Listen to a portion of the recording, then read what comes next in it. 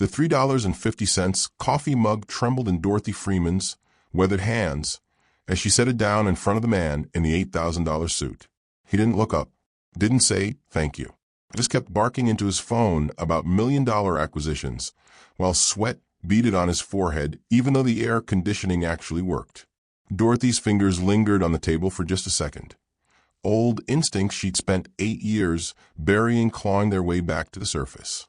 She observed the grayness in his skin, the way he kept rubbing his left arm, the shallow breaths between sentences.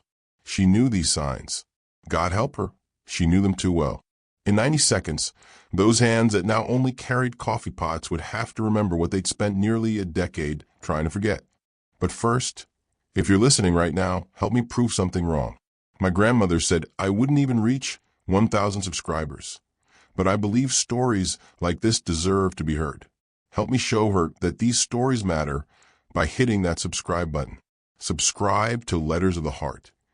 And let's keep breathing life into stories that were never meant to stay silent. Now let's continue. 5:47 a.m. The kitchen lights of Miller's Diner flickered to life, casting yellow shadows across cracked linoleum that had seen better decades. Dorothy Freeman tied her apron with the same practiced motion she performed every morning for 8 years, tight enough to stay secure through a double shift, loose enough to breathe through the South Carolina humidity that would seep through the walls by noon. The regulars started filtering in before the sun fully rose. Tommychin, paint-splattered overalls still stiff from yesterday's job, sliding into his usual booth by the window. Maria Santos, hospital custodian, her scrubs wrinkled from a double shift, desperately needing coffee before she could face the bus ride home. Big Mike Crawford, construction foreman with hands like catcher's mitts, already reviewing blueprints before his crew arrived. Dorothy moved between them like a dancer who'd memorized every step. Coffee for Tommy, 2 sugars, no cream. Extra bacon for Maria. You worked overnight, honey, you need the protein. Wheat toast for Mike, because his wife had him watching his cholesterol. She remembered everything. The orders, the stories, the small details that made each person feel seen in a world that usually looked right through them. "Dad, you're too good for this place," Pete Miller said from behind the grill. The third-generation owner who'd inherited the diner from his grandfather and would probably die before he sold it to the developers circling like vultures. Dorothy's smile didn't reach her eyes. "This place is exactly where I belong." Pete didn't push. He never did. That's why she'd stayed. Old Mr. Henderson shuffled in at 6:15, right on schedule, but something was off. Dorothy noticed it immediately. The way he gripped the counter a little too tightly. The slight confusion in his eyes as he tried to remember if it was Tuesday or Thursday. Her hand was on his wrist before she could stop herself, fingers finding his pulse point with muscle memory that predated her coffee-stained apron by 3 decades. 62 beats per minute. Her brain calculated automatically. Skin cool and dry. Slight disorientation. "Mr. Henderson, when's the last time you had water?" Her voice was gentle but firm. I don't yesterday sometime." Dorothy was already moving, filling a glass, pulling Pete aside. "Call his daughter. He's dehydrated. Maybe early confusion. He shouldn't be alone." Pete stared at her for a moment. That look he got sometimes, like he was seeing someone else beneath the waitress uniform. But he grabbed his phone without argument. Dorothy returned to Mr. Henderson with water and a kind smile, guiding him to a booth, staying close until his daughter arrived 20 minutes later. "How did you know?" the daughter asked, grateful and bewildered. Dorothy's hands trembled as she reached for the coffee pot. Just been around long enough to notice things. Back in the kitchen, catching her breath, Dorothy opened the first aid cabinet to grab more napkins. The blood pressure cuff stared back at her. Standard issue, rarely used, covered in a thin layer of dust. Her hands started shaking. She slammed the cabinet shut. That life was over. She'd made sure of it. 6:47 a.m. Jonathan Whitmore pushed through the door of Miller's Diner like a man who'd walked into the wrong movie, custom-tailored Tom Ford suit in a sea of Carhartt work jackets. Italian leather Oxfords on floors were steel-toed boots with a standard. A Patek Philippe watch that could fund a decade of Marcus's school expenses glinting under fluorescent lights that had been old when Reagan was president. The diner went quiet for exactly 3 seconds.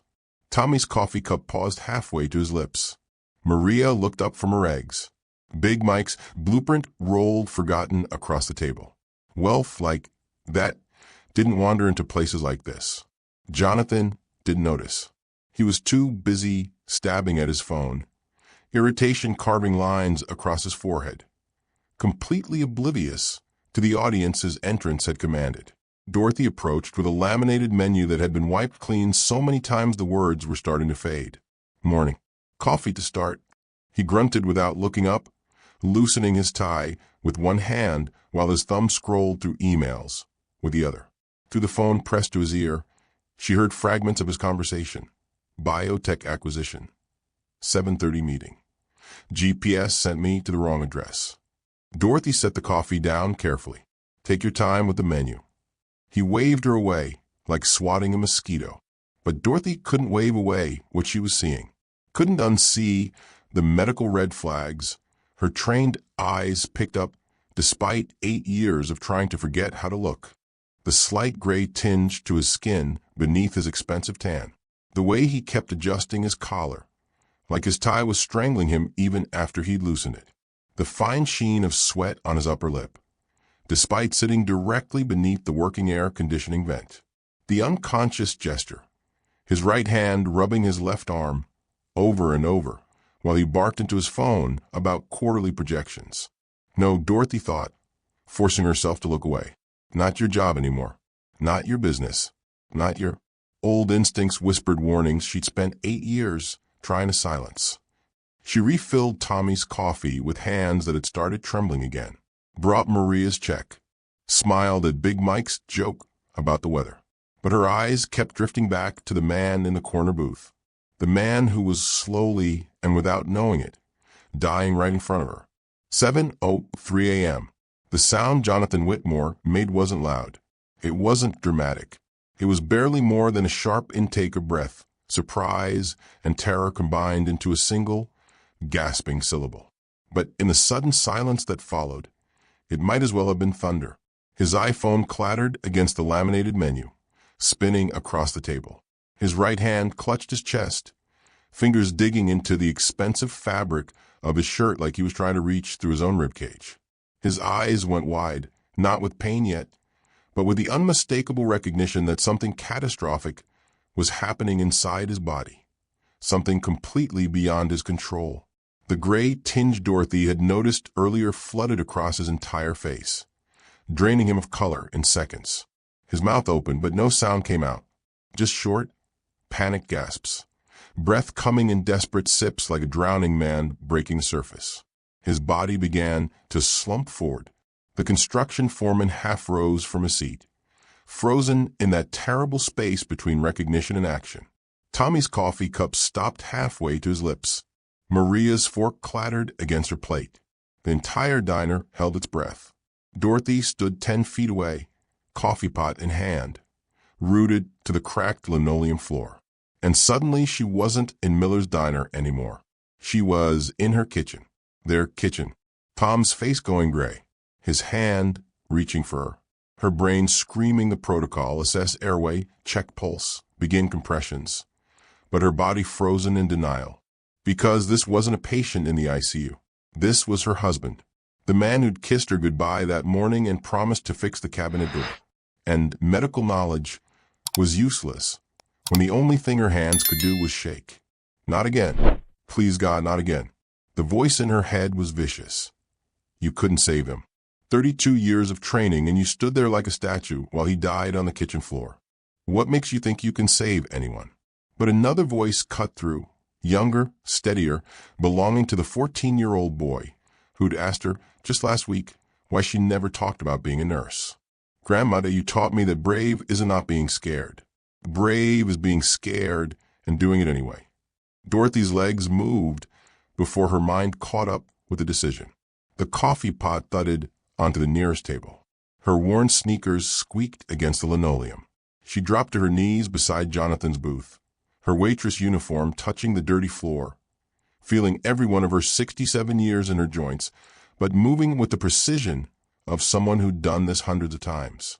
Her fingers found his neck, pressing against the carotid artery, searching for the pulse that would tell her if she had seconds or if she was already too late.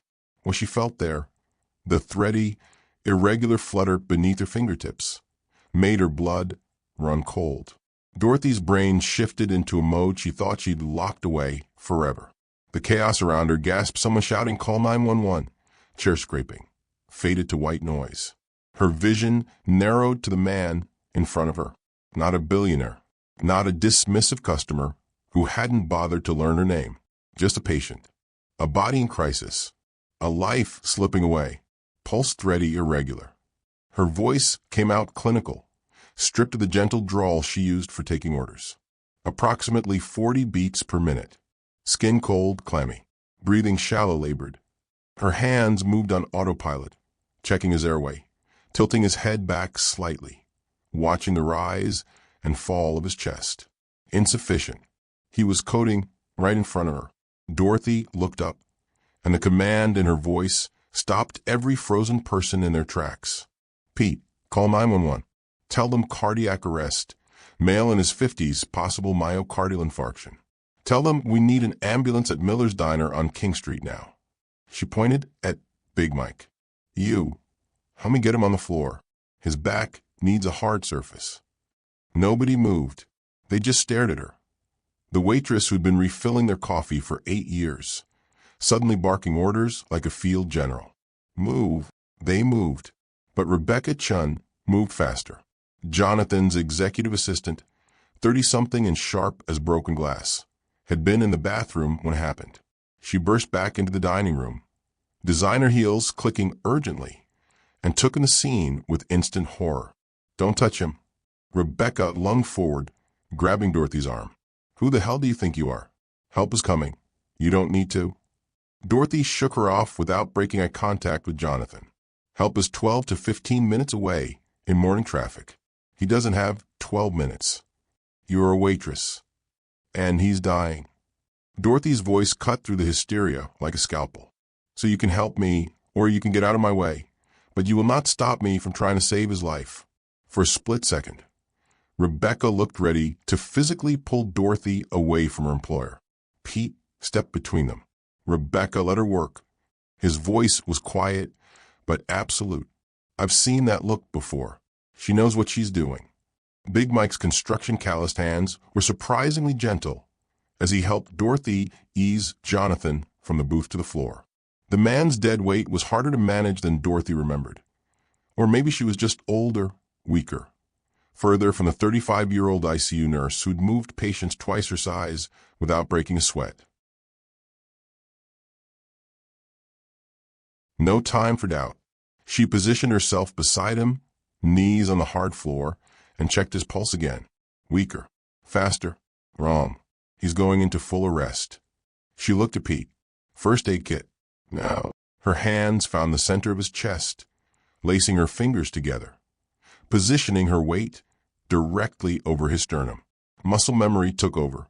The placement, the angle, the compression depth she'd performed so many times she could do it in her sleep. But she hadn't done it in 8 years. "Please let me remember. Please let this be enough. 1, 2, 3, 4. She counted aloud, falling into the rhythm. 30 compressions, 2 rescue breaths. 30 compressions, 2 rescue breaths. The protocol hadn't changed. Her body hadn't forgotten, even if her mind had tried to. Sweat dripped down her face. Her arms burned. The floor dug into her knees. She didn't stop. Rebecca was on her phone, recording. "I'm documenting this. If you hurt him, if you do anything wrong, then sue me." Dorothy didn't look up. 15, 16, 17. Tommy appeared at her elbow with the first aid kit, mostly Band-Aids and antiseptic, useless for what she needed. No 80, no oxygen, no 4 equipment, nothing but her hands and 32 years of training. Hotel across the street. Dorothy gasped between compressions. "Might have an 80. Someone check." Maria was already running. Dorothy tilted Jonathan's head back, pinched his nose, and delivered 2 rescue breaths. His chest rose and fell. Mechanical, forced. But it was something. Back to compressions. 28, 29, 30. Big Mike knelt across from her, holding clean kitchen towels Pete had brought from the back. What do you need? Nothing you can give me. Dorothy's voice cracked. Just if I get tired, if my compressions get weak. I'll take over. Just tell me when. She wouldn't tell him. Couldn't. Because the moment she stopped, the moment someone else's hands took over, she'd have to face what she was doing. Would have to acknowledge that she'd broken her promise to herself, that she'd stepped back into the exact role that had destroyed her.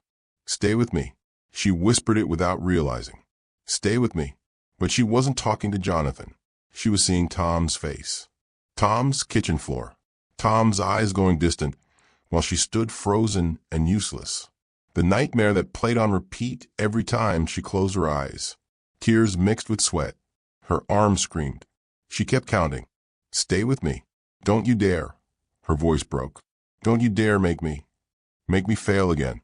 Rebecca's voice cut through her spiral. You're hurting him. You're pressing too hard. I'm keeping him alive. Dorothy's shout surprised even her. Every second he's not breathing on his own. His brain is dying. So unless you know how to perform CPR, shut up and let me work. Silence. Heavy. Shocked. Dorothy returned to compressions. 1, 2, 3. Her vision blurred.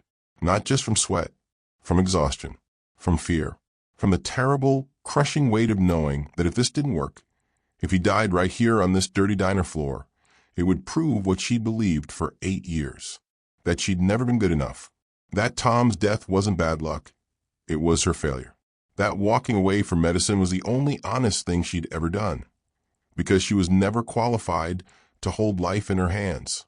28, 29. Jonathan's body jerked beneath her hands. Dorothy froze, heart hammering. Please. He jerked again, then gasped a horrible, rattling, beautiful sound, and started breathing on his own. The breath Jonathan took wasn't smooth. It was jagged, desperate. The sound of a drowning man breaking surface. His chest hitched. His eyes flickered, but didn't open. But he was breathing. Dorothy's hands hovered over him, shaking now, afraid to believe it. Pulses back. She pressed her fingers to his neck, counting. 60 beats. 70. Stabilizing. She tilted his head, checked his airway, watched the uneven but present rise and fall of his chest.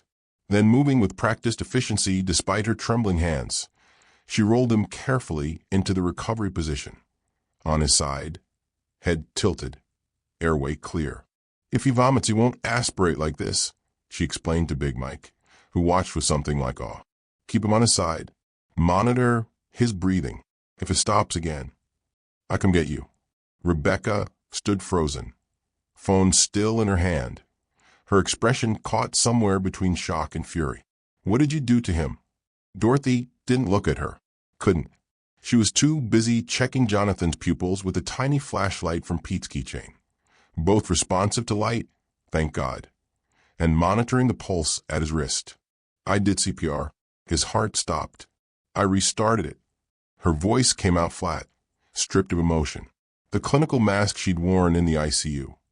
The one that let her deliver devastating news without breaking. Sometimes it's that simple. You're just a waitress. I'm just a waitress who's done CPR probably 500 times. Dorothy finally looked up, and something in her eyes made Rebecca take a step back. So unless you want to explain to his family why you prevented medical intervention while he was dying, I suggest you step back and let the paramedics do their job when they get here. Sirens wailed in the distance, getting closer. The diner door crashed open. Marcus burst through, backpack still on, face panicked. He must have run the whole 6 blocks from school after Pete's text. Grandma? He saw her kneeling on the floor, uniform soaked with sweat, face streaked with tears. She hadn't realized she'd cried. Hand still on Jonathan's pulse point like she couldn't quite believe he was alive. Marcus dropped beside her, his 14-year-old arms wrapping around her shoulders. You did it. Grandma, you saved him. Dorothy couldn't speak, could only shake her head against his shoulder. The adrenaline crash hitting her like a truck. Her arms felt like rubber. Her knees screamed from the hard floor. Her hands wouldn't stop shaking. I saved him. I actually saved him. I didn't freeze. I didn't fail. The realization was almost worse than the fear had been. Paramedics flooded through the door, 2 of them, moving fast, professional, assessing the scene instantly. The lead, a woman in her 40s with sharp eyes, dropped to Jonathan's other side. What do we have? 52-year-old male. Witnessed cardiac arrest at 7:03 a.m. Dorothy rattled off, falling back into report mode. Pulseless, not breathing. I initiated CPR immediately. 30 compressions, 2 breaths. Maintained for approximately 7 minutes. Pulse returned at 7:10. He's been in recovery position for 3 minutes. Breathing present, but labored. Pupils responsive. No ED available on scene. The paramedic looked at her. Really looked. You're the one who did CPR? Yes. Textbook positioning. Perfect compression depth from what I can see. She was already hooking Jonathan up to a portable monitor. Are you medical? Dorothy's mouth went dry. I used to be. Used to be? Marcus's hand squeezed her shoulder. Supporting. Steadying. I was a cardiac ICU nurse. Charleston General. 32 years. Her voice cracked. I don't practice anymore. The second paramedic was loading Jonathan onto a stretcher, moving efficiently. But the lead paramedic kept her eyes on Dorothy. Well, you just saved this man's life. Cardiac arrests in the field have maybe a 10% survival rate. You got his pulse back. She shook her head. That's incredible. Dorothy watched them wheel Jonathan toward the ambulance. Watched Rebecca follow. Phone still clutched in her hand. Already making calls. The lead paramedic paused at the door. We'll need your statement. Your full name for our report. Dorothy's throat closed. Because giving her name meant leaving a trail. Meant people would ask questions. Meant the carefully constructed wall between Dorothy Freeman, the waitress, and Dorothy Freeman, the nurse, would come crashing down. But Marcus's hand was still on her shoulder, and Jonathan was alive, and that had to matter more than her fear. Dorothy Freeman, she said quietly. Rebecca turned to the door, phone still recording. I want her full name. My employer's lawyers will need it. The lead paramedic looked at Dorothy, something protective crossing her face. She just saved his life. Whatever your lawyers need, it can wait until he's stable. As they loaded Jonathan into the ambulance, Dorothy stayed kneeling on the diner floor, watching through the window as the sirens faded into the Charleston morning. Marcus knelt beside her, his voice soft. Grandmother, are you okay? Dorothy looked at her hands, still shaking, knuckles scraped from compressions, smelling like antiseptic and fear. These hands had held death, had failed her husband, had spent 8 years hiding from what they were capable of. And today, they'd brought someone back to life. She didn't know if that made her redeemed or damned. I don't know, she whispered. I really don't know. The paramedic's pen hovered over her clipboard, waiting. Dorothy Freeman, Dorothy repeated, her voice steadier than she felt. Freeman. And you said you have CPR training? Yes. The word came out barely above a whisper. Current certification? Dorothy's throat went dry. No, I was a nurse. Cardiac ICU, but I haven't practiced in 8 years. The paramedic's expression didn't change, but she wrote something down that made Dorothy's stomach turn. Whatever it was, it felt permanent. Official. Evidence. Rebecca appeared at the paramedic's shoulder, phone still in hand. I'll need a copy of that report. My employer's legal team will want full documentation of who touched him and what procedures were performed. The customers who'd watched Dorothy save Jonathan's life bristled. Big Mike stood up, all 6'3" of him. Lady, she just saved that man's life. What the hell is wrong with you? Nothing is wrong with me. I'm protecting my employer's interests. If she's not a licensed medical professional and something goes wrong, something already went wrong. Tommy threw his hands up. He had a damn heart attack. She brought him back. Maria stepped forward, still in her hospital scrubs. I work at Charleston General. I've seen plenty of CPR. What she did was textbook, better than textbook. Rebecca's jaw tightened. That's not the point. Then what I asked the point? Big Mike's voice boomed through the diner. You want her punished for saving someone? Dorothy couldn't listen anymore. Her legs felt like water. Her hands wouldn't stop shaking. The adrenaline that had carried her through the last 15 minutes was draining away, leaving nothing but exhaustion and the crushing realization of what she'd just done. She'd broken her promise. To herself, to Tom's memory, to the safe, small life she'd built where nobody depended on her for anything more important than remembering their coffee order. I need to, Dorothy's voice cracked. I need to get back to work. Pete stepped in front of her, his expression gentle but firm. Go home. I can't afford to take paid leave. You just did something incredible. Take the day. Hell, take the week if you need it. Pete, that's not a request.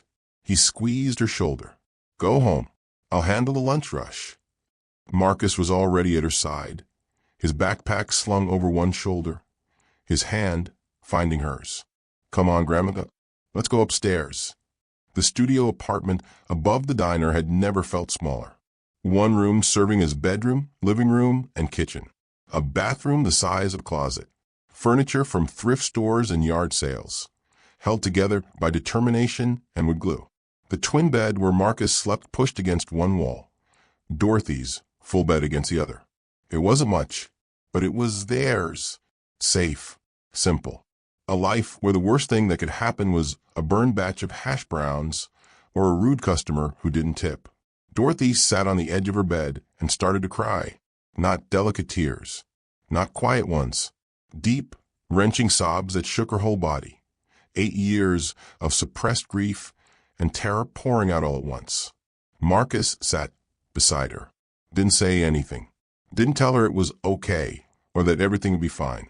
Just sat there, his shoulder touching hers, letting her break apart without trying to fix it. When she could finally breathe again, when the sobs had faded to shaky gasps, Dorothy wiped her face with trembling hands. I froze, Marcus.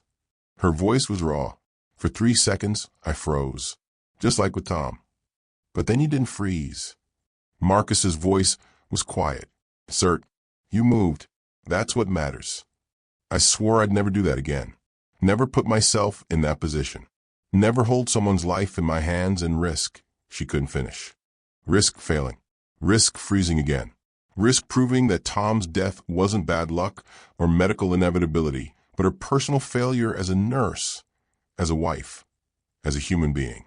Grandma, Marcus turned to face her. That man is alive because of you. How is that failure? Dorothy didn't have an answer.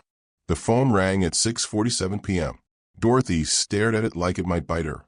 Unknown Charleston number. Could be anything. Could be nothing. Could be the police, the medical board, a lawyer. She let it ring 4 times before Marcus picked up.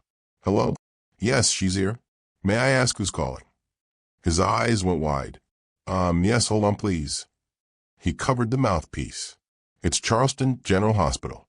Dr. Patricia Hollis. Dorothy's blood turned to ice. She took the phone with a hand that wouldn't stop shaking. This is Dorothy Freeman. Mrs. Freeman, this is Dr. Patricia Hollis, head of cardiology at Charleston General. The voice was professional, measured, impossible to read. I'm calling regarding the incident this morning at Miller's Diner. I'd like to speak with you in person. Would you be available to come to my office tomorrow morning? Say 9 o'clock. Dorothy's mind raced through possibilities, none of them good. Is this about? We can discuss everything tomorrow. I'd prefer to have this conversation face to face. I understand. Dorothy's voice came out hollow. I'll be there. After she hung up, she sat at the tiny kitchen table and didn't move. Marcus heated up leftover soup, put a bowl in front of her. She couldn't eat. At midnight, he went to bed. Dorothy stayed at the table. At 2 a.m., Marcus found her surrounded by medical textbooks she'd pulled from the back of her closet. Texts she'd kept but hadn't opened in 8 years. Pages yellowed and dusty. Graham, what are you doing? Dorothy looked up, eyes red-rimmed, making sure I did everything right. going over every step, checking if I missed something. If I made a mistake, they can use against me. You saved his life. Marcus sat down across from her. That's doing it right. I practiced without a license, Marcus. Her voice broke. I could go to jail. And if I go to jail, who takes care of you? They'll put you back in the system, back with, she couldn't say it, back with his mother, who loved drugs more than she'd ever loved her son. The man would be dead if you hadn't helped. Marcus reached across the table, his hand covering hers. Dead. That has to matter. Dorothy wanted to believe him, but the law didn't care about intentions. The law cared about licenses and liability and all the paperwork she'd let lapse because facing renewal meant facing who she used to be. Drop a comment below. Do you think Dorothy should face consequences for saving a life without current credentials? Where's the line between heroism and breaking the rules? Charleston General Hospital looked exactly the same. Dorothy stood in the parking lot at 8:45 a.m., wearing her one professional outfit. A navy pantsuit 10 years old, purchased for Tom's funeral and never worn again. It still fit, barely, though the shoulders were tight and the hem was frayed. She felt like a fraud in it, like a child playing dress-up. The automatic doors whooshed open. The smell hit her first, antiseptic and floor wax and that indefinable hospital scent that was part healing, part death, part industrial cleaning solution. She'd spent 3 decades breathing this air. Now it felt like drowning. Dr. Hollis's office was on the 4th floor, cardiology wing. Dorothy's legs felt heavy climbing the stairs. The elevator was faster, but she needed the time, needed to prepare for whatever was coming. The nameplate on the door read, Dr. Patricia Hollis, MD, FACC, Head of Cardiology. Dorothy knocked. Come in. The office was everything Dorothy expected. Diplomas on the walls, medical journals stacked on the desk, a window overlooking the parking lot where ambulances came and went like clockwork. Dr. Hollis sat behind her desk, late 40s, dark hair pulled back, expression unreadable. Mrs. Freeman. Please it. Dorothy sat in the chair across from her, back straight, hands folded in her lap to hide the shaking. Dr. Hollis studied her for a long moment, and something flickered across her face. Confusion, then recognition, then something Dorothy couldn't identify. Dorothy Freeman. Dr. Hollis said the name slowly, like tasting unfamiliar food. That name kept bothering me all night. I knew I'd heard it before, but I couldn't place it. She reached into a drawer and pulled out a file. Old. The kind kept in archives, not active rotation. Dorothy's personnel file. From before. Then I looked you up in our system. Dr. Hollis opened the file, pages rustling. Dorothy and Freeman. Employed at Charleston General from 1985 to 2017. Cardiac ICU. 32 years of service. Exceptional performance reviews. 3 published research papers on emergency cardiac response protocols. Awards for, she looked up. You trained me. Dorothy's breath caught. 20 years ago, I was a resident doing my cardiology rotation. You were my supervising nurse for 4 weeks. Dr. Hollis's voice softened. You taught me how to read an EKG in under 10 seconds. How to start in 4 in a coding patient. How to stay calm when everything was falling apart. She paused. You're a legend in cardiac care, Mrs. Freeman. So what I cannot understand is why you're working in a diner when you should be teaching at Johns Hopkins. Dorothy couldn't speak, couldn't breathe. Tears were forming and she couldn't stop them. Her voice broke. My husband, he had a heart attack in our kitchen. I was right there and I froze. I couldn't move, couldn't think. Everything I knew just disappeared. And he died right there on our kitchen floor while I stood there like a statue. Dr. Hollis's expression shifted to something painfully understanding. I couldn't go back after that, Dorothy continued, words spilling out like a confession. Every patient became him. Every code, every emergency. I'd see his face. I couldn't trust my hands anymore. Couldn't trust my judgment. So I walked away, and I've been walking ever since. I'm sorry. Dr. Hollis's voice was genuine. I lost my father to a heart attack 5 years ago. Massive MI. Gone before the ambulance arrived. I understand that trauma, that guilt. Silence settled between them, understanding without solutions. Then Dr. Hollis's expression hardened slightly, professional mask sliding back into place. Dorothy, legally you practiced medicine yesterday without a license. The hospital administration is aware because the paramedics filed their report, and Jonathan Whitmore's family is asking questions. His assistant has been quite vocal about the situation. Dorothy's heart sank. There it was. The consequences she'd known were coming. I understand. She straightened her shoulders. I'll accept whatever. But here's the thing. Dr. Hollis interrupted, leaning forward. You saved his life. Perfect CPR technique. Correct interventions, no mistakes. The paramedics were impressed. The ER doctors were impressed. And Jonathan Whitmore is not just anyone. She pulled up something on her computer, turned the screen so Dorothy could see. A news article from that morning. Billionaire tech investor survives cardiac arrest thanks to quick-thinking bystander. He's already made calls to the hospital board, to his lawyers. He wants to make sure you're protected, not prosecuted. Dr. Hollis paused. But the medical board doesn't answer to billionaires. They have their own protocols. And technically you did break the law. Dorothy nodded slowly. She'd known this was coming, had prepared herself for it. There will be an inquiry, probably a hearing. They'll want to determine if charges are warranted. Dr. Hollis's expression was sympathetic but honest. I can't promise you how it will go. I know, but Dorothy. Dr. Hollis waited until she looked up. Whatever happens, you should know you did the right thing, the brave thing, the thing any of us would hope to be capable of when it matters most. Dorothy left the hospital 20 minutes later, her head spinning, her heart heavy with the knowledge that the other shoe hadn't dropped yet. It was still falling. Jonathan Whitmore woke up 72 hours after his heart tried to kill him. The hospital room was dim, machines beeping rhythmically, for drip steady in his arm. His chest felt like someone had parked a truck on it. His head was fuzzy with pain medication. But he was alive. That part surprised him. Mr. Whitmore. A nurse appeared at his bedside, checking vitals with practiced efficiency. Welcome back. How are you feeling? Like I got hit by a bus. His voice came out as a rasp. What happened? You had a massive cardiac event. You're lucky to be alive.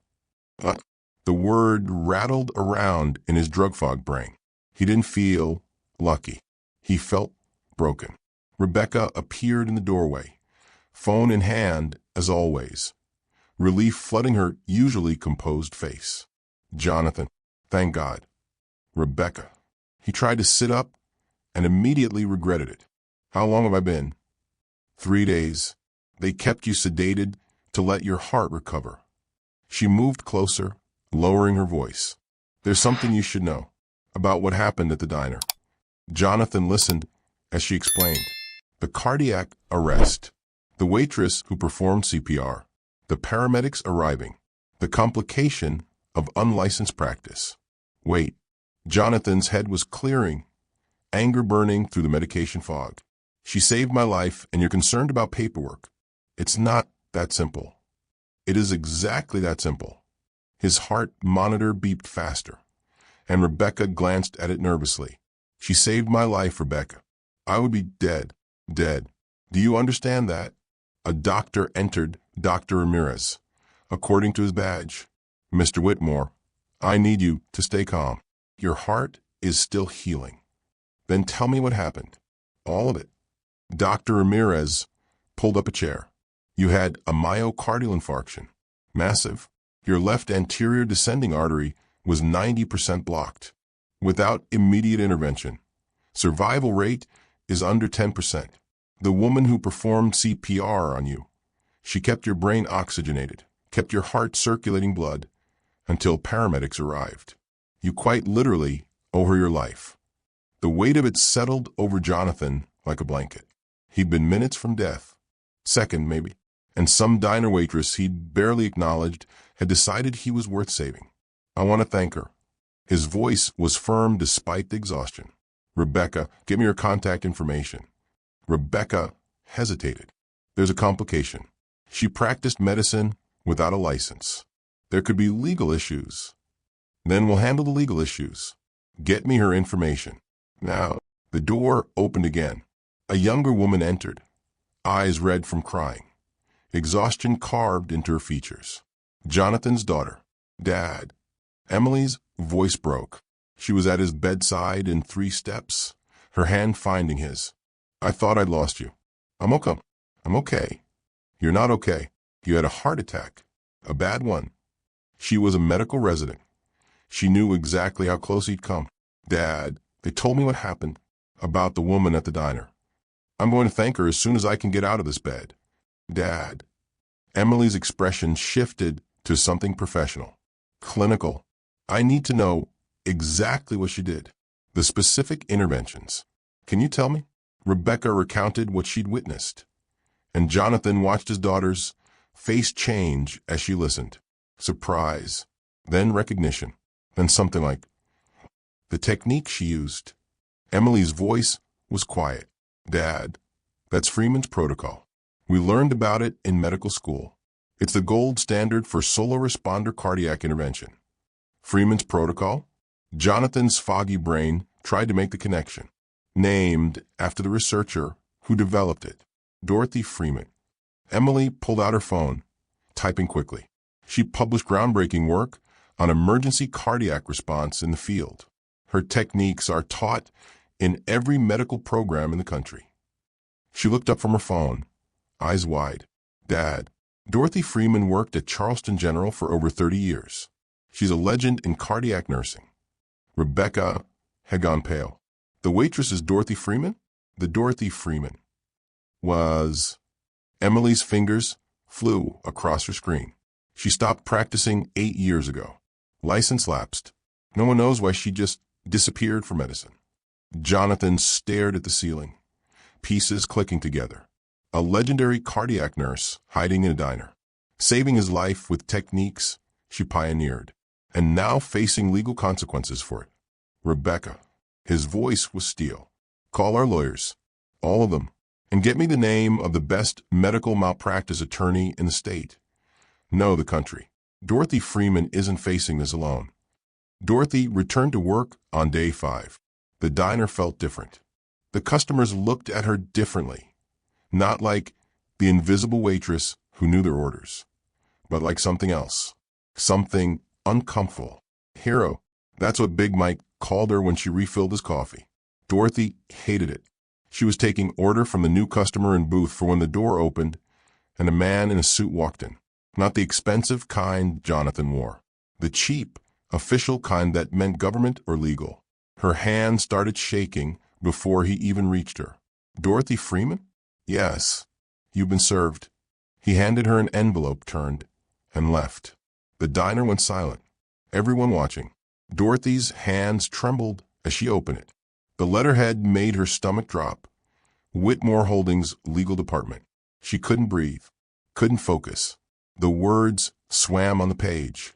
Pete appeared at her shoulder, reading over her arm.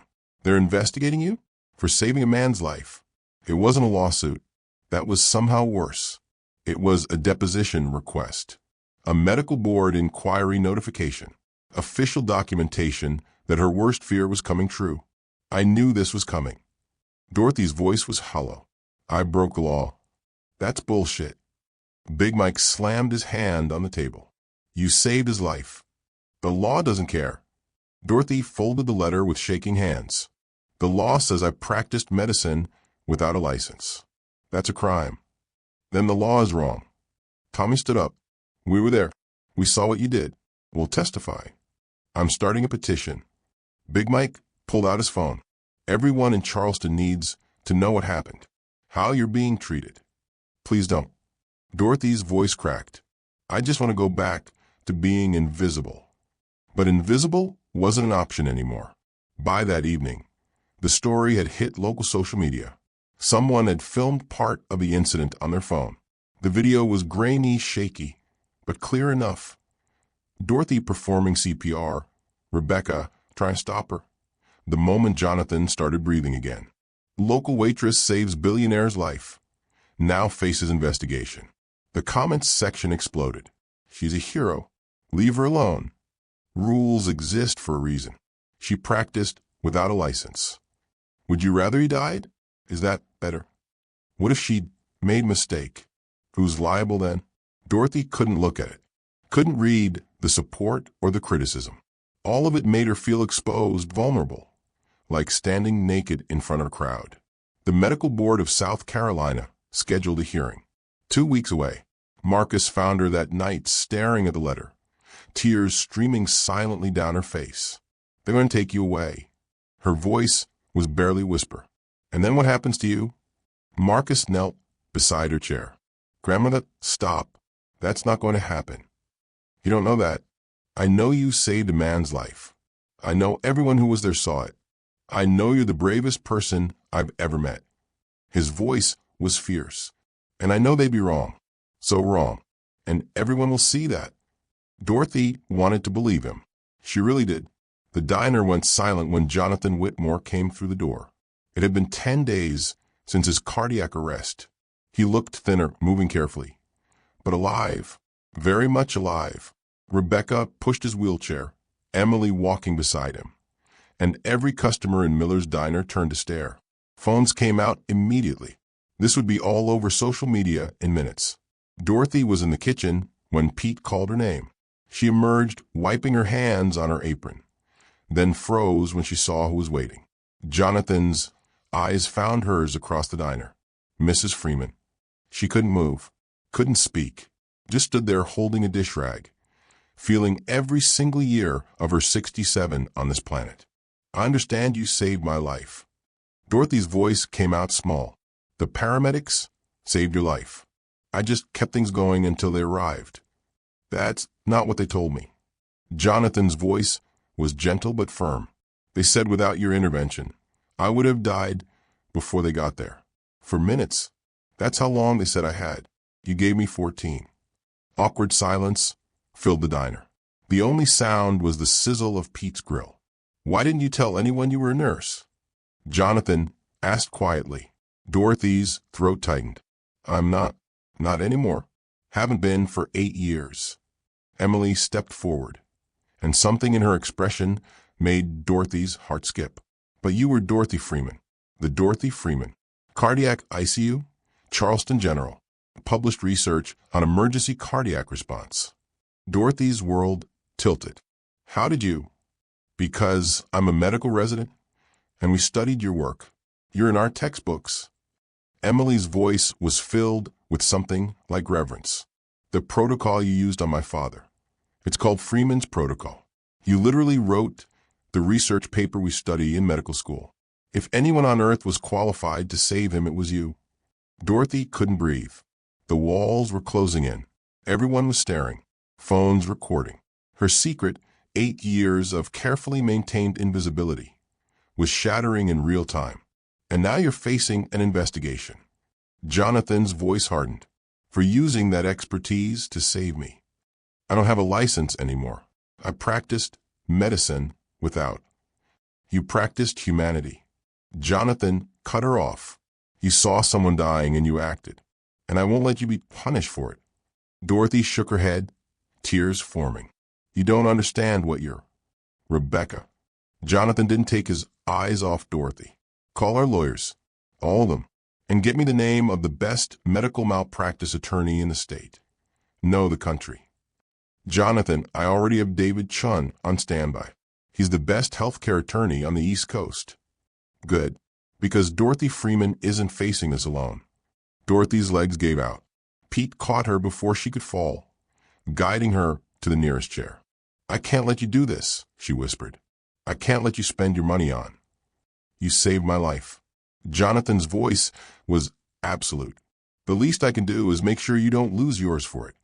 The medical board hearing room felt designed to intimidate. High ceilings, dark wood paneling. A long table where 5 board members sat elevated above the respondent's chair, judge, jury, and executioner all in white coats and stern expressions. Dorothy sat at the respondent table beside David Chun, Her hands folded so tightly in her lap her knuckles had gone white. She wore her navy pantsuit again, the same outfit from her meeting with Dr. Hollis, already feeling like a costume she had no right to wear. Behind her in the gallery, Marcus, gripping Pete's arm so hard the older man winced, but didn't complain. Jonathan in his wheelchair, Emily beside him, Dr. Hollis in the back row, arms crossed, expression unreadable, and scattered throughout, customers from the diner, people she'd served coffee to for 8 years, who'd driven here on a weekday to support a waitress they barely knew. Dorothy wanted to disappear. David Chin placed a reassuring hand on her arm. Just breathe. Let me do the talking unless they address you directly. The lead board member, Dr. Richard Kowalski, according to his nameplate, silver-haired and stern, called the hearing to order. We are here to review the incident of July 15th, 2025, involving Dorothy and Freeman and the unlicensed practice of medicine. Mrs. Freeman, you understand the charges being reviewed. Dorothy's voice came out as a whisper. Yes. Please speak up for the record. Yes. I understand. Dr. Kowalski read from the file in front of him. Practicing medicine without a license. Performing emergency medical intervention without current credentials or malpractice insurance. Administering invasive procedures, specifically cardiopulmonary resuscitation, without legal authority to provide medical care. He looked up. Mrs. Freeman, do you dispute these facts? No. The word felt like swallowing glass. David Chin stood. If I may, Dr. Kowalski, while we acknowledge the technical accuracy of these charges, the context is crucial. Mrs. Freeman responded to a life-threatening emergency. Her intervention was not planned medical practice, but an emergency response to imminent death. Context is noted. Dr. Kowalski's expression didn't soften. However, rules regarding licensure exist for patient safety. They are not suggestions that can be waived when convenient. Dorothy's stomach turned. This was it, the moment where everything she'd feared would be confirmed. She was wrong to act, wrong to think her expired expertise gave her any right to touch a patient, wrong to believe that knowledge mattered more than paperwork. We'll hear testimony, then deliberate. Dr. Kowalski gestured to the prosecution table. Miss Patterson, you may call your first witness. The medical board's attorney, a sharp-faced woman in her 50s, stood. I call Rebecca Chun to the stand. Dorothy watched Jonathan's assistant approach the witness chair, every inch of her polished and professional. Rebecca raised her right hand, swore to tell the truth, and sat with perfect posture. Ms. Chin, please describe what you witnessed on July 15th. Rebecca's testimony was clinical, factual, and damning. Mrs. Freeman was working as a waitress. When my employer collapsed, she immediately took physical control of the situation. She performed chest compressions, rescue breathing, and gave orders to bystanders. She presented herself as a medical authority. I asked her to stop, warned her that help was coming, but she ignored me. When I asked if she was medical personnel, she initially didn't answer. Did she inform you she was unlicensed? Not until the paramedics arrived. Miss Patterson turned to the board. Members of the board, Mrs. Freeman practiced medicine in a public setting, on an unconscious patient who could not consent, without proper credentials, insurance, or legal authority. The fact that the outcome was positive doesn't negate the violation. David Chun stood for cross-examination. Ms. Chun, in your testimony you stated that Mr. Whitmore collapsed. Can you clarify? Was he breathing? Rebecca hesitated. I know, he wasn't. So he was dying. The paramedics were en route. But they weren't there yet. Were they, Miss Chen? No. The paramedics reported a response time of 14 minutes. Is that accurate? Yes. And in your expert medical opinion, oh, wait, you're not a medical professional, are you, Miss Chen? No, but... So you have no basis to assess whether Mrs. Freeman's actions were appropriate. You only know that you tried to physically prevent her from helping a dying man. David's voice was sharp. Tell me, Miss Chen, did Mr. Whitmore survive? Yes. And did the paramedics, who actually are medical professionals, comment on the quality of care Mrs. Freeman provided? Rebecca's jaw tightened. They said it was properly executed. Properly executed. David let the words hang. So proper medical care was provided by someone you're calling unqualified? She didn't have a license. No further questions. Dorothy's hands trembled in her lap. Marcus caught her eye from the gallery, nodding encouragement. But Dorothy couldn't shake the dark voice in her head asking, was saving him worth this? Should you have just let him die? The board calls Dr. Patricia Hollis. Dorothy watched Dr. Hollis take the stand, her former colleague's expression compassionate but professional. Miss Patterson asked the obvious questions. Yes, Mrs. Freeman's license had lapsed. No, she had not maintained continuing education. Yes, technically, she practiced without authority. Then Davidson stood for his cross-examination. Dr. Hollis, how long have you worked in cardiology? 23 years. And you knew Mrs. Freeman when she was employed at Charleston General? Yes. She was my supervising nurse during my residency. Can you characterize her skill level? Dr. Hollis's expression softened. Dorothy Freeman was one of the finest cardiac nurses I've ever worked with. She trained hundreds of nurses. She pioneered techniques that are now standard protocol. I'm alive today, I mean that literally, because I learned from her. When I was a resident, I froze during a code. Dorothy talked me through it. Her voice in my head has saved dozens of patients since then. And her published research? Groundbreaking. Her work on emergency cardiac response formed the basis for what's now taught in every medical program in the country. David turned to the board. Members, we're not discussing an unqualified person playing doctor. We're discussing one of the foremost experts in cardiac emergency response. Someone who literally wrote the protocols we use, responding to an emergency in the exact specialty she mastered. Ms. Patterson stood, but without current credentials. I call Emily Whitmore to the stand. Emily approached, still in her medical resident scrubs, dark circles under her eyes from working overnight. She was sworn in, and David asked her to describe her qualifications. I'm a third-year medical resident specializing in emergency medicine at Charleston General. And your father is Jonathan Whitmore, the patient in question? Yes. Dr. Whitmore, as both a medical professional and the patient's family member, please describe your reaction when you learned what Mrs. Freeman did. Emily's eyes found Dorothy. I thought I knew I'd lost him. Cardiac arrests outside a hospital setting have about a 10% survival rate. When I heard a bystander perform CPR, I was grateful, but not hopeful. The technique matters. The quality matters. Then I saw the paramedic report. Perfect compression depth, perfect rate, proper airway management. And I recognized the sequence. It's called Freeman's protocol. We literally study it in medical school. Her voice grew stronger. I went home and pulled out my emergency medicine textbook, and there it was, Chapter 12, page 347. Freeman DA, all optimized cardiac emergency response in field settings. The technique she used on my father. She invented it. She published the research. If anyone on earth was qualified to save him, it was Dorothy Freeman. David let that statement resonate before asking his final question. Dr. Whitmore, in your medical opinion, if Mrs. Freeman had not intervened, would your father have survived? Emily's voice broke. No, he would have been dead before the paramedics arrived. Thank you. No further questions.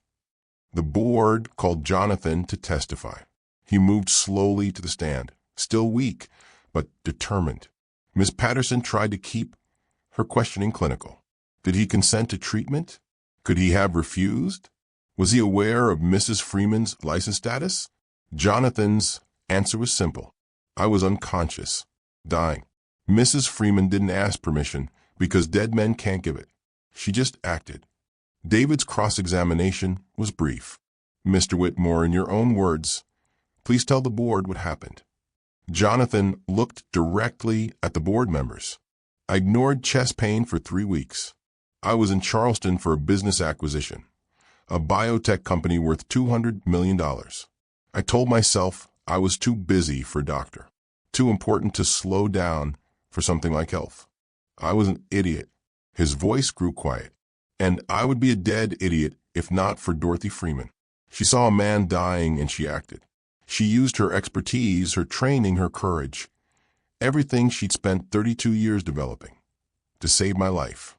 And now you're asking if she should be punished for it. Silence filled the hearing room. David turned to the board. If Mrs. Freeman had not intervened, would Mr. Whitmore have survived? Dr. Kowalski exchanged glances with the other board members before answering. Based on the response time and the severity of the cardiac event, unlikely.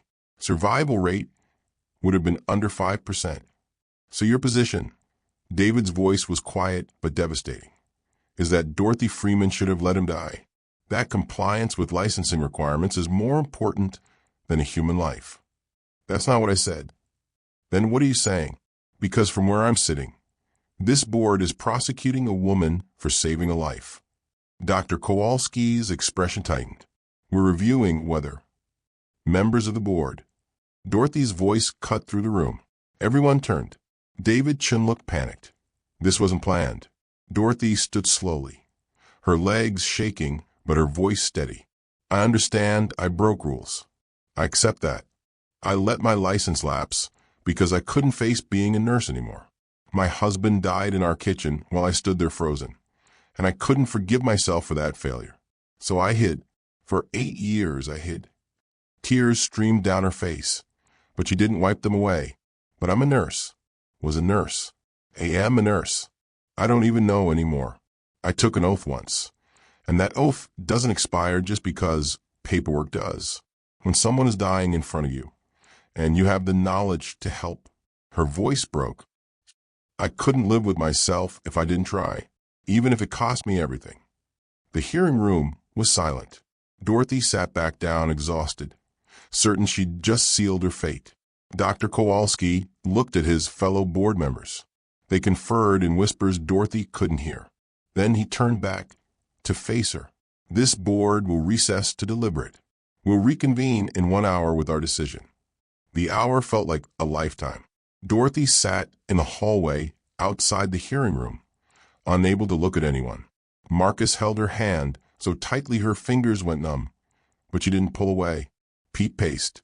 Jonathan sat in his wheelchair, eyes closed, exhausted from testifying.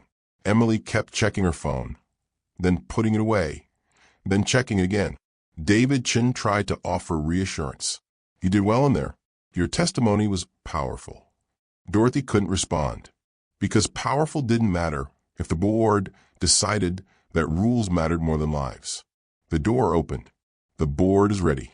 Dorothy's legs barely held her as she walked back into that room. She sat at the respondent table, hands folded, head down, waiting for the hammer to fall.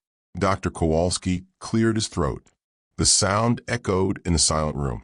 Mrs. Freeman, this board has reviewed all testimony and evidence regarding the incident of July 15th, 2025. Dorothy's heart hammered against her ribs. The facts are indisputable. You did break established regulations. You practiced medicine without a current license. You performed medical interventions without legal authority. Dorothy's heart sank. Here it came. The punishment. The consequences. Everything she'd feared. However, she looked up. This board also acknowledges that your actions saved a life. That your expertise, though not current in paperwork, is undeniable. That you responded to an emergency situation with skill, compassion, and courage that many licensed professionals would not have demonstrated. Dr. Kowalski paused, looking at each board member before continuing. Our decision is as follows. No criminal charges will be filed. No penalties will be assessed. No disciplinary action will be taken against any future license reinstatement. Dorothy couldn't breathe, couldn't process what she was hearing. With one condition. There it was, the catch. Mrs. Freeman, you must reinstate your nursing license within 6 months. You must complete all required continuing education courses. And you must return to the practice of nursing in some capacity. Your skills are too valuable to remain buried. The medical community needs you. Patients need you. Dorothy's voice came out as a whisper. You are not punishing me? Dr. Kowalski's stern expression softened for the first time. Mrs. Freeman, we're giving you your life back, the one you should never have walked away from. The hearing room erupted. Marcus was crying, gripping Pete's arm. Pete was shouting something Dorothy couldn't hear over the roaring in her ears. Jonathan was smiling, relief flooding his exhausted face. Emily had her hands pressed to her mouth, tears streaming down her cheeks. And Dorothy was sobbing. 8 years of guilt, terror, and self-imposed exile pouring out in great, heaving waves. She'd been so certain she was broken, so convinced her failure with Tom had disqualified her from ever being a nurse again. But the board, the system she'd feared, had just told her the opposite. She wasn't broken. She never had been. David Chen's hand was on her shoulder, steady and grounding. Breathe, Dorothy. Just breathe. It's over. It's over, she repeated, the words foreign on her tongue. It's really over. As the hearing room cleared, Emily approached, her professional composure cracking into something warmer. Mrs. Freeman, there's something else. My father wants to speak with you. Today, if possible. He has a proposal.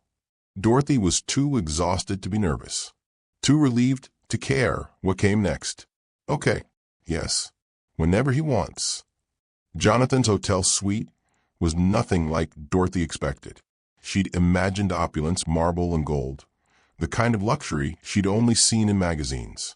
Instead, it was surprisingly understated. Comfortable furniture, large windows overlooking Charleston Harbor, medical equipment tucked discreetly in the corner because he was still recovering. Jonathan sat in a chair by the window, looking stronger than he had at the hearing, but still fragile. Still human in a way he hadn't seemed that morning in the diner when he'd been all expensive suit and dismissive arrogance. Mrs. Freeman, thank you for coming. He gestured to the chair across from him. Please sit. Dorothy sat, her hands still trembling with residual adrenaline from a hearing. I've spent the last 3 weeks thinking, Jonathan began, his voice quiet, about what almost happened, about what did happen, and I realized something that's been bothering me. Dorothy waited, uncertain where this was going. My company provides health insurance to 12,000 employees. The policies are adequate. They meet legal requirements. We're not breaking any laws. He paused, jaw tightening. But if one of those employees had been in my position, if they'd felt chest pain for 3 weeks and ignored it because they couldn't afford to miss work, couldn't afford the ER copay, couldn't afford to slow down, they'd be dead. The words hung heavy in the air. I nearly died because I chose profit over health. And I'm a billionaire. I could have walked into any hospital in the country and demanded the best care available. His voice cracked. What chance do my employees have? What chance do the people who work in that diner have? The construction workers, the custodians, the people who can't afford to be sick. Dorothy understood suddenly. This wasn't just about gratitude. This was about guilt. I want to fund a clinic, Jonathan said. Community health clinic, here in Charleston. Free cardiac screenings, free preventive care, free education about heart health. Everything I was too arrogant to seek until my body forced the issue. That's wonderful, Dorothy said softly. That will save lives. I know, Jonathan leaned forward, which is why I want you to run it. Dorothy's mind went blank. What? I want you to run the clinic. Design it, staff it, lead it. Make it everything you think it should be. Mr. Whitmore, I don't know how to run I'm a floor nurse, not an administrator. You're whatever you need to be. Emily's voice came from the doorway. Dorothy hadn't realized she was there. That's what you taught me when I read your research. You saw a gap in cardiac emergency response, and you filled it. You saw my father dying, and you saved him. Now there's a gap in community health care, and you're the person to fill it. Emily moved into the room, her expression earnest. I'm applying for a residency position here in Charleston. I want to work with you, learn from you. My entire medical education has been in sterile academic environments. I want to learn medicine the way you practice it, with your hands and your heart. Dorothy looked between them, overwhelmed. This is too much. I can't. Full funding. Jonathan interrupted. Equipment, staff, building, supplies, whatever you need. Call it penance. Call it gratitude. Call it finally doing something that matters instead of just accumulating wealth I'll never spend. But I can't think of anyone better to lead this than the woman who proved expertise and compassion mattered more than credentials. Dorothy's hands twisted in her lap. The offer was incredible, impossible, terrifying. I need to think. Grandma, say yes. Dorothy spun around. Marcus stood in the doorway. She hadn't known he was there either. How long had he been listening? Marcus, this isn't. Say yes. He walked to her, 14 years old and somehow looking ancient. You've been taking care of me for 3 years, working double shifts to pay for my school, sacrificing everything so I could have a future. Let someone help you for once. Let yourself have this. Dorothy looked at the three of them. The billionaire whose life she'd saved, the doctor who wanted to learn from her, the boy she was raising, and felt the weight of 8 years of hiding pressing down on her shoulders. Stepping back into medicine meant facing everything she'd run from. The pressure, the responsibility, the terrible knowledge that sometimes, despite your best efforts, people die anyway. But it also meant purpose, community, a chance to turn one saved life into hundreds. She looked at Marcus, seeing Tom in his eyes, the steadiness, the quiet strength, the absolute belief in her capability. Okay, Dorothy whispered, then stronger. Okay, yes, I'll do it. Marcus's smile could have powered the city. 6 months later, Dorothy stood in an empty warehouse in Charleston's working-class neighborhood, hard hat on her head, blueprints in her hands, and absolutely no idea what she was doing. The exam rooms should be here, she pointed, and the contractor made a note. And we need the waiting area large enough for at least 40 people. Comfortable seating. Nothing that makes people feel like charity cases. Jonathan appeared at her elbow, walking without the wheelchair now, though still moving carefully. You're a natural at this. I'm terrified at this. Same thing in my experience. The clinic took shape slowly. Dorothy spent her evenings completing continuing education courses. Medical advances from the 8 years she'd missed, new protocols, updated technology. She studied at the tiny kitchen table in her apartment above the diner while Marcus did his homework across from her. The day her renewed nursing license arrived in the mail, Dorothy sat on her bed and cried for 20 minutes. Marcus found her holding it, tears streaming down her face. Grandma? She held up the license, laminated official, with her name and photo and the words registered nurse that she'd thought she'd never see again. I got it back, she whispered. I actually got it back. Marcus hugged her, and Dorothy realized that getting her license back wasn't just about paperwork. It was about reclaiming the part of herself she'd buried with Tom, the part that was competent and skilled and worthy, the part that could save lives. Hiring staff was easier than she expected. Young nurses, idealistic and eager, who'd heard about the waitress who saved the billionaire and wanted to learn from her. Dorothy saw herself in them, 25 years old, and certain they could change the world if someone just gave them a chance. She gave them that chance. Marcus started volunteering after school, shadowing the nurses, learning medical terminology, asking questions that showed he'd inherited Tom's sharp mind and Dorothy's compassionate heart. Watching him work, Dorothy saw the future, not just his future, but the future of medicine. Hopeful, human, healing. Pete created a menu item at the diner, the famous Freeman breakfast. Half the proceeds went to support the clinic. The other half went into Marcus's college fund, because Pete Miller took care of his people. The media discovered the story. Local news first, then regional, then a segment on national television. The waitress who became a hero. Dorothy hated the attention, hated the cameras and the interviews and the way strangers recognized her on the street. But Emily convinced her it mattered. Every person who sees your story is someone who might seek help for chest pain instead of ignoring it. Someone who might learn CPR. Someone who might donate to the clinic. Use the attention, Dorothy. Make it count. So Dorothy used it. Talked about warning signs of cardiac events. Demonstrated proper CPR technique. advocated for accessible health care and the importance of preventive care, became, despite herself, a voice for working-class patients who couldn't afford to be sick. Opening day arrived on a cold January morning, exactly 1 year after Dorothy had saved Jonathan's life. The line wrapped around the block. Elderly patients who'd been avoiding doctors because of cost. Young parents worried about their children's health. Construction workers with chronic pain they'd been ignoring. People who'd been invisible their whole lives. Finally seeing a place where they mattered. Dorothy's first patient was an elderly woman named Grace Thompson, 72 years old, no health insurance. Hadn't seen a doctor in 5 years.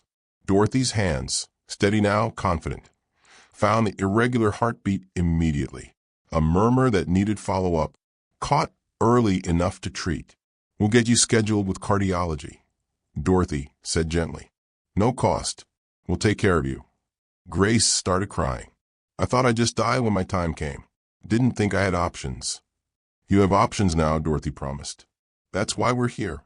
Emily worked alongside her all day, the medical resident learning from the master, the hierarchy of degrees and credentials dissolving into simple partnership. They were just two people trying to help. At 3 p.m., Jonathan arrived to officially cut the ribbon.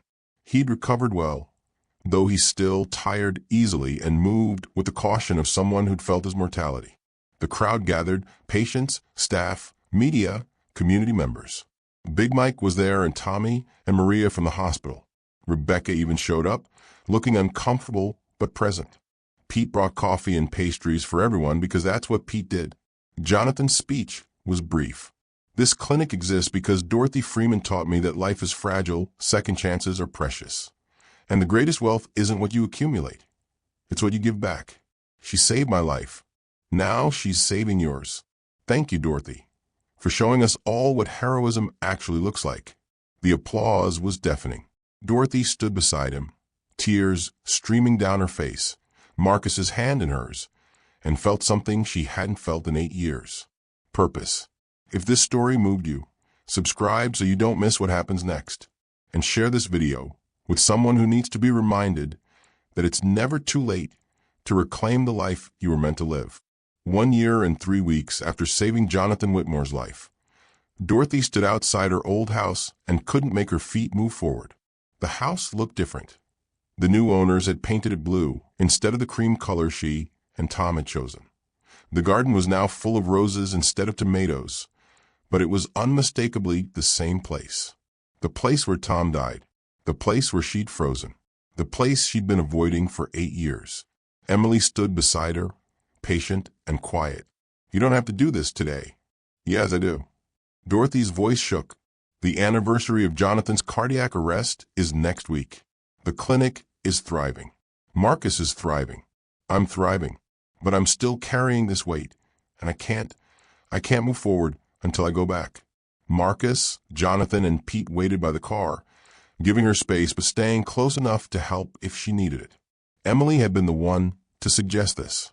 A month ago, over coffee at the clinic, she'd asked Dorothy a simple question. When was the last time you visited Tom's grave? Dorothy had frozen, because the answer was never. She hadn't been to his grave once in 8 years. You saved my father, Emily had said gently. You're saving dozens of people every week, but you haven't saved yourself yet. You haven't forgiven yourself. I don't know how. Maybe start by going back, facing it, letting yourself feel it instead of running.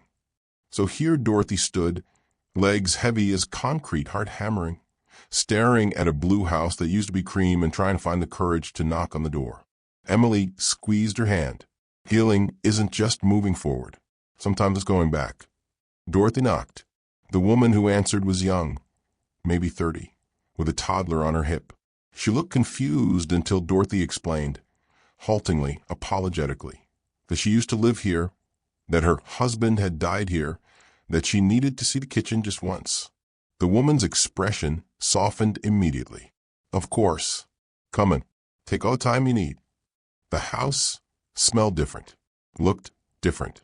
Different furniture, different paint, different family making different memories. But when Dorothy stepped into the kitchen, it all came flooding back. The yellow linoleum Tom had installed himself. The cabinet with the broken door he'd promised to fix. The exact spot where he'd collapsed, where she'd stood frozen, where everything had shattered. Dorothy's breath caught. Her hands started shaking. She was seeing him, Tom on the floor, his face gray, his hand reaching for her. Hearing her own voice, screaming his name while her body refused to move. Feeling the terrible paralysis of love overriding training. Emotion short-circuiting knowledge. Dorothy knelt on the floor. The same spot, 8 years later. "I'm sorry I froze," she whispered to the ghost. "I'm sorry, my love, for you made me forget everything I knew. I'm sorry I let guilt make me hide." Tears streamed down her face. 8 years of them finally released. "But I didn't fail you."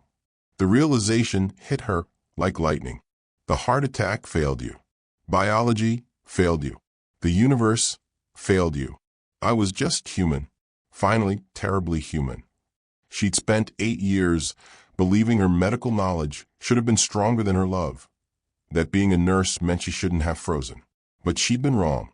She'd been a wife first that day, a woman watching her husband die, and freezing. That wasn't failure. That was grief arriving before she was ready to hold it. The sobs came hard now, years of suppressed pain pouring out on the kitchen floor of a house that wasn't hers anymore, but would always be the place where her heart broke. Marcus appeared in the doorway. She hadn't heard him enter. He knelt beside her, his young arms wrapping around her shaking shoulders.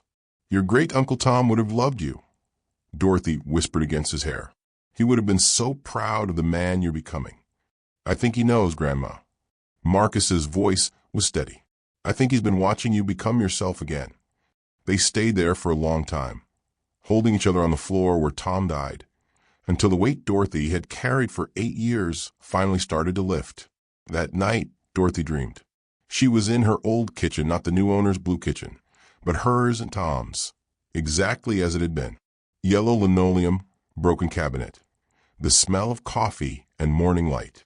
Tom stood at the counter, young and healthy and grinning at her the way he used to before heart disease had stolen him away. "Hada, took you long enough." Dorothy's throat closed. He looked so real, so alive. "I couldn't save you." The words came out broken. "I know." Tom's expression was gentle. "And I never blamed you.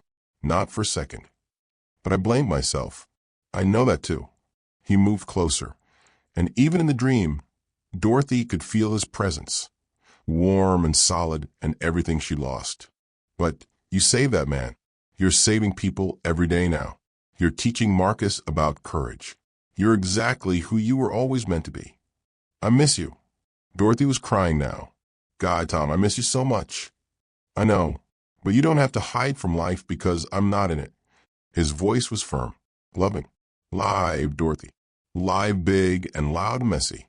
Make mistakes. Save lives. Love that kid like he's your own.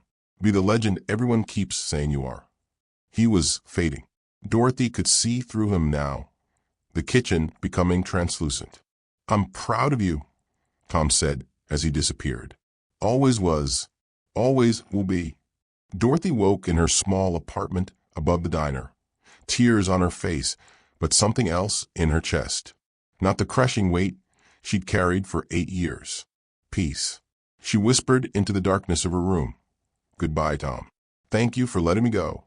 For the first time in 8 years, Dorothy slept through the night without nightmares. 3 years after saving Jonathan Whitmore's life, Dorothy Freeman arrived at work at 7 a.m. and paused in the parking lot, just looking. The Freeman Community Health Clinic. They'd named it after her, despite her protests. The sign above the door gleamed in the early morning sun, and below it, smaller letters, "Where everyone matters." Dorothy still couldn't quite believe it was real. Inside, the statistics board in her office told the story. 847 cardiac screenings performed, 23 early interventions preventing heart attacks too. 104 patients, served 0, turned away for inability to pay. But numbers didn't capture what the clinic actually meant. They didn't show Mr. Henderson, now 83, coming in monthly for his heart medication and always bringing Dorothy flowers from his garden. Didn't show the young mother who'd caught her gestational diabetes in time to have a healthy baby. Didn't show the construction worker who'd learned his crushing chest pain was anxiety, not a heart attack, and finally got the mental health support he needed. Dorothy wore scrubs now, teal, not the sterile white of hospital uniforms. Her gray hair, once always pulled back in a severe bun, now hung loose, sometimes softer, more like herself. She moved through the clinic with confidence she'd had to relearn, training her staff of 12 the way she'd once trained Dr. Hollis, firmly, compassionately, with the understanding that good medicine required both technical skill and human connection. Marcus was 17 now, volunteering 20 hours a week while maintaining straight A's. Dorothy watched him with a patient in room 3, taking vitals, asking questions, listening with an intensity that reminded her painfully of Tom, and felt pride so fierce it hurt. "He's applying to Johns Hopkins," Emily said, appearing beside Dorothy. "Pre-med. Did he tell you?" "Not yet." Dorothy smiled, "But I'm not surprised." Emily had completed her residency and was now an attending physician at the clinic, working alongside Dorothy, not as student and teacher anymore, but as equals, partners, friends. Jonathan funded the expansion. 2 more clinics planned in underserved Charleston neighborhoods, replicating the model that worked. He'd changed too. Slower now, more present. He'd restructured his entire company's health insurance, increased benefits, added mental health coverage. He'd learned what Dorothy already knew, that wealth means nothing if you're too afraid to be vulnerable, too proud to ask for help. Dorothy taught weekly workshops now. Freeman's protocol demonstrated for medical students, EMTs, even regular community members learning CPR. Her techniques were in textbooks, yes, but she believed everyone should know how to save a life. Knowledge shouldn't be gatekept by credentials. She'd become, without intending to, a nationally recognized healthcare advocate. Newspapers interviewed her. Medical conferences invited her to speak. She testified before state legislature about healthcare access. The invisible waitress was invisible no longer. At 10:30 a.m., a nurse approached Dorothy's office. "Mrs. Freeman, someone's here asking for you specifically. Says it's important." Dorothy looked up from the chart she was reviewing. "Send them to the conference room. I'll be right there." The woman waiting was in her mid-40s, nervous hands twisting a purse strap. "Mrs. Freeman, you don't know me, but 3 years ago, my husband was in Miller's Diner. He's the construction foreman. Mike Crawford. He helped you move Mr. Whitmore to the floor." Dorothy remembered immediately. Big Mike, with his catcher's mid-hands and his blueprint cover table. "Of course. How is he?" The woman's eyes filled with tears. "He came home that day and told me what you did, how calm you were, how you just acted, even though everyone else was frozen. And he told me something he hadn't told me before, that he'd been having chest pain for months. Too proud to see a doctor, too scared." Her voice broke. "You didn't just save Mr. Whitmore that day. You saved my husband, because watching you act so decisively made him realize he couldn't keep ignoring his symptoms. We came to your clinic the week it opened. Blocked artery, 90% blockage. They caught it in time." Dorothy's throat closed. "He's alive, healthy. We just celebrated our 25th wedding anniversary. We're taking our grandkids to Disney World next month." Tears streamed down her face. "Because of you. Because you were brave when it mattered." The woman left, and Dorothy sat alone in the conference room, overwhelmed by the ripple effect of that one decision. One morning, one cardiac arrest, one moment of choosing courage over fear. One life saved directly, countless others saved indirectly. That evening, Dorothy visited Miller's Diner. She didn't work there anymore, but she came for breakfast most mornings. A customer now, instead of an employee. The routine grounded her, reminded her where she'd been and how far she'd come. Pete grinned when she walked in. "The usual, Dr. Freeman?" "Just Dorothy. And yes, please." She slid into the same booth where Jonathan had collapsed 3 years ago. The vinyl was still cracked. The laminated menu still faded. The coffee still strong and slightly burnt. Some things didn't change. Didn't need to. Marcus appeared a few minutes later, breathless from running, sliding into the seat across from her. He was holding an envelope, thick, official. Grandma, his hands shook as he handed it to her. Dorothy opened it, already knowing what it said, but needing to see the words. Johns Hopkins University, pre-med program, full scholarship. Pride crashed over her like a wave. Marcus. The essay question was about someone who inspired me. His voice was thick with emotion. I wrote about a waitress who saved a billionaire and then saved herself. About how courage isn't the absence of fear, it's acting despite it. About how you taught me that it's never too late to become who you were always meant to be. Dorothy couldn't speak, could only reach across the table and grip his hand while tears streamed down her face. When did you get so smart? She finally managed. Marcus grinned, Tom's grin bright and certain. I've always been smart. You taught me that courage looks like showing up even when you're terrified. Through the diner window, Dorothy could see the clinic across the street, the building Jonathan funded, the place she led, the legacy she was building with her own scarred, capable hands. Her reflection in the glass showed both versions of herself. The hiding waitress she'd been, worn down by grief and guilt, and the confident healer she'd become, reclaimed and restored. Both were real. Both were her. The journey between them was the story. In her pocket, she still carried Tom's wedding ring on a chain. She touched it sometimes when she needed strength, a reminder that love didn't end with death. It transformed into memory, into purpose, into the courage to keep living even when your heart was broken. In her heart, she carried his blessing, his pride, his permission to be happy again. And in her hands, those same hands that had frozen when Tom died, that had saved Jonathan's life, that now checked pulses and held frightened patients and trained the next generation. She held proof that redemption was always possible when you were brave enough to try. Dorothy squeezed Marcus's hand across the table, looking at this brilliant boy she'd helped raise, seeing the future in his eyes. I'm so proud of you, she whispered. I learned from the best. Outside, the Charleston sun set over the clinic, over the diner, over the city where Dorothy had lost herself and found herself and learned that sometimes the same place could hold both your greatest pain and your greatest purpose.